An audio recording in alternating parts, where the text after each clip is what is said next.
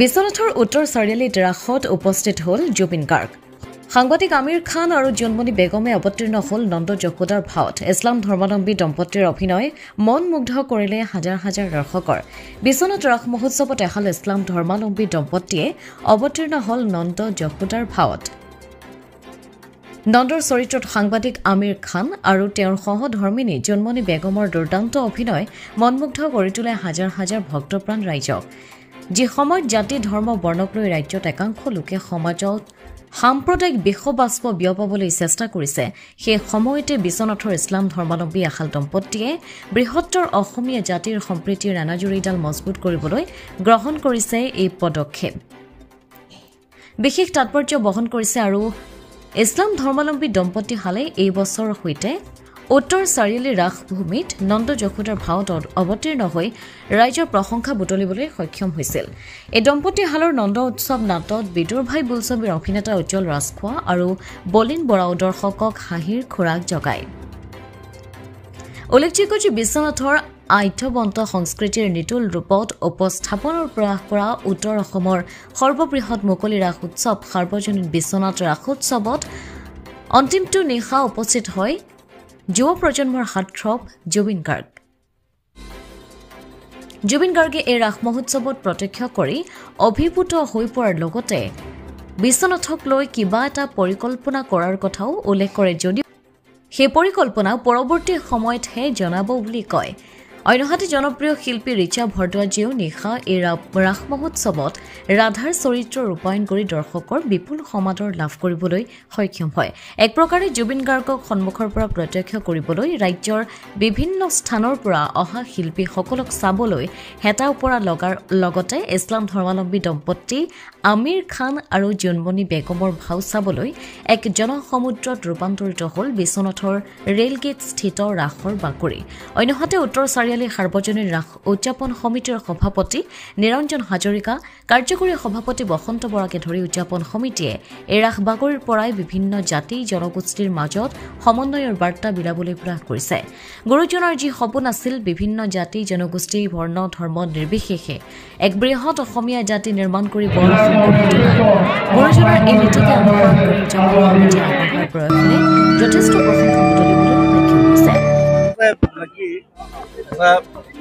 Archaeological site বুলি কম place Tezpur Biswanath আৰু কাজিৰঙাৰ লগত জড়িত হৈ আছে আৰ্কিঅলজিকেল সাইট। মই ভাবোঁ যে পৰ্যটক ইয়াত আহিব লাগে, চাব লাগে ইয়াত কি কি আছে এইবিলাক এতিয়ালৈকে আমি ফ'কাছ কৰা নাই, এক্সপ্ল'ৰ কৰা নাই। মই মোৰ ফালৰ পৰা যদি চেষ্টা কৰিম যাতে বিশ্বনাথ ঘাটক আকৌ পুনৰুজ্জীৱিত কৰিবলৈ বাহিৰৰ মানুহ আহি যাতে চাই ইয়াত কি আছে। বহুত বস্তু ইয়াত চাবলগীয়া, কাৰণ মই যোৱাবাৰ আহোঁতে ইয়াত যেতিয়া একমাহ আছিল যেতিয়া ঘূৰিছিলোঁ তেতিয়া গম পালোঁ ইয়াত বহুত বস্তু আছে চাবলগীয়া, বহুত বস্তু কমলা বজাত আছে দিবলগীয়া, আমি মানুহক বিলাই দিবলগীয়া। আৰু বাগান চাগানটো আছেই বাৰু, যথেষ্ট আছে, ডাঙৰ ডাঙৰ বাগান আছে। অসমৰ বনাবাৰীখন আটাইতকৈ বৃহৎ বাগান হয়। চ' সেইকাৰণে সকলোকে বিশ্বনাথ ঘাটৰ হৈ মই মোৰ ফালৰ পৰা মৰম জনাইছোঁ। সকলোৱে ভালকৈ চাব, চোৱা চিতা কৰিব, চাফাকৈ ৰাখিব, ধুনীয়াকৈ ৰাখিব। কিবা এটা প্লেনিং কৰি আছোঁ, এইটো অলপ পিছত গম পাব। এতিয়া তাবলা বজোৱা দেখা গৈছে আৰু আপোনাক চাবৰ কাৰণে হাজাৰ হাজাৰ অনুৰাগী ইয়াত ভিৰ কৰাৰ পৰিলক্ষিত। মই এনেও তাবলা প্লেয়াৰ আছোঁ, সেইকাৰণে তাৰ লগত বহি লৈছোঁ। ৰাসবোৰ চবতে বেলেগ হয়, চব জেগাত বেলেগ, নলবাৰীত বেলেগ হয়, মাজুলীত বেলেগ হয়। মাজুলীতো এইবাৰ 65খন নে কিমানখন ৰাস হৈছে, ত' প্ৰত্যেকটো জেগাত বেলেগ হয়। আগতে যোৰহাটত যোৰহাটতো ৰাস হয় বিভিন্ন জেগাত। এতিয়া ৰাসবোৰ খুব ডাঙৰ হৈছে, ডাঙৰ মহোৎসৱ নিচিনা হৈছে। এতিয়া সৰু সৰু আছিলে, আমি এতিয়া সৰু আছিলোঁ। এতিয়া মই বজাবলৈ মাতে, মই বজাবলৈ যাওঁ, কিবোৰ্ড বজাবলৈ যাওঁ, হেল্প কৰি দিওঁ আৰু মিউজিকত। চ' এতিয়া এইবাৰ সেই দেখিছোঁ ইটছ লাইক থিয়েটাৰৰ নিচিনা হৈছে। থিয়েটাৰত যেনেকৈ মানুহ চব মানুহে তেনেকৈ কাম কৰে, গোটেই চবে চাবলৈ আহে। সেইটো এটা ভাল এটা প্ৰগ্ৰেছ বুলি ক'ম। প্ৰগ্ৰেছ খুব বেছি ভাল লাগিছে, কাৰণ জীৱনত প্ৰথমবাৰ এইবাৰ ৰাস কৰিবলৈ আগবাঢ়িছোঁ। আগতেও ভাবিছিলোঁ, কিন্তু কেতিয়াও মোৰ সাহস হোৱা নাছিলে, আৰু এইবাৰ প্ৰথমবাৰ ৰাস কৰিব নিজকে সাজু কৰিছোঁ। গতিকে খুব বেছি ভাল লাগিছে আৰু নাৰ্ভাছ লাগি আছে কাৰণ ইমান বেছি ৰাইজ আহিছে খুব বেছি ভাল লাগিছে আৰু ধন্যবাদ জনাইছোঁ ৰেল গেটৰ কমিটিৰ সমূহ সদস্যক আৰু হয় নমস্কাৰ মই পোনপ্ৰথমে বিশ্বনাথ চাৰিআলি যি ৰেলগেট ডিষ্ট্ৰিক্ট সাৰ্বজনীন ৰাস মহোৎসৱ কমিটিৰ সভাপতি নিৰঞ্জন হাজৰিকা কাৰ্যকৰী সভাপতি বসন্ত বৰাকে ধৰি সমূহ বিষয়ববীয়া আৰু সদস্যক ধন্যবাদ আৰু কৃতজ্ঞতা জ্ঞাপন কৰিছোঁ আৰু ক'ব লাগিব যে গুৰুজনাই যি আদৰ্শ দি গৈছিল যে সকলো জাতি বৰ্ণ ধৰ্ম নিৰ্বিশেষে সকলো ভাষা ভাষী লোক একত্ৰিত কৰি যি বৰ অসমৰ সপোন ৰচিছিল মই ভাবোঁ যে এই বিশ্বনাথ চাৰিআলি সাৰ্বজনীন ৰাস মহোৎসৱৰ এয়া এক উদাহৰণ কাৰণ যে এই বছৰ ধৰি মোৰ 4 বছৰ সম্পূৰ্ণ হ'ব আমাৰ কেৱল মই বুলিয়ে নহয় মোৰ পত্নী জোনমণি বেগমেও ধাৰাবাহিকভাৱে আমি 4 বছৰ ধৰি এই যি ভাও মই নন্দ আৰু মোৰ পত্নীয়ে যশোদাৰ ভাৱত অৱতীৰ্ণ হৈ আহিছোঁ আৰু আজিও অৱতীৰ্ণ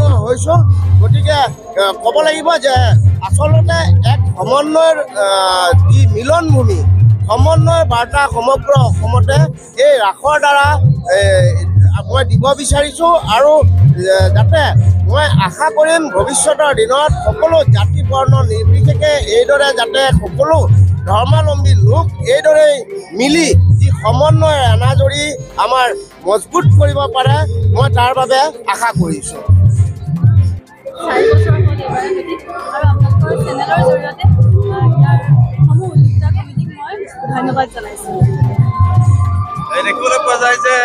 আচলতে এই ৰাসখনে তাৰ উদাহৰণ কাৰণ ইয়াতে বিভিন্ন জাতি ধৰ্মাৱলম্বীৰ লোকে ইয়াত ভাও দিয়ে আৰু আমাকো সেয়া সুযোগ দিছে যাৰ বাবে আমি বিৰাটেই সুখী আৰু আমি যিহেতু এইবাৰ 4 বছৰ হ'ল আৰু এই ৰাসখনৰ কাৰণে আমি মানে অধীৰ আগ্ৰহেৰে আমি বাট চাই থাকোঁ ৰাসখন কেতিয়া আহিব আৰু ইয়াতে সঁচাকৈ ভাও লৈ খুব ভাল লাগে আৰু বিশেষকৈ ইয়াৰ উদ্যোক্তা কমিটি আৰু ইয়াৰে গাঁৱৰ যিখিনি মানুহ আছে সঁচাকৈ বিৰাট ভাল আৰু আমাক খুব মৰম কৰে তেওঁলোকে সেইকাৰণে ইয়াত ভাও লৈ খুব ভাল লাগে আপোনাৰ সন্তানেও কালিও ওলাই ইয়াত নৃত্য পৰিৱেশন কৰিছিলে